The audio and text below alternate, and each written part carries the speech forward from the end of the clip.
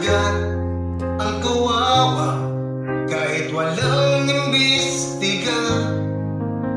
Isipin niyong mabuti ang sakit, di ba?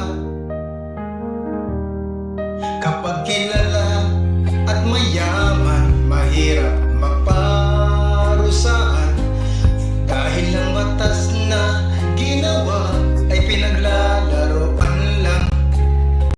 Viral ngayon na iniimbestigahan, bukas maglalaho sa kawalan. Ginagawa tayong mga tanga at walang silbing mangmang.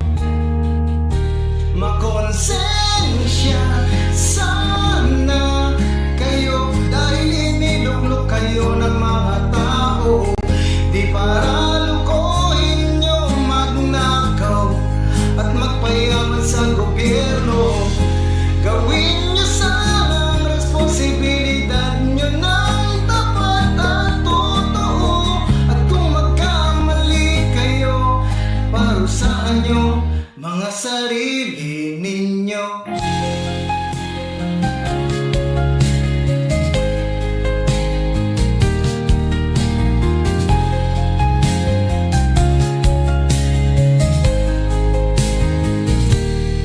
Ang kasagutan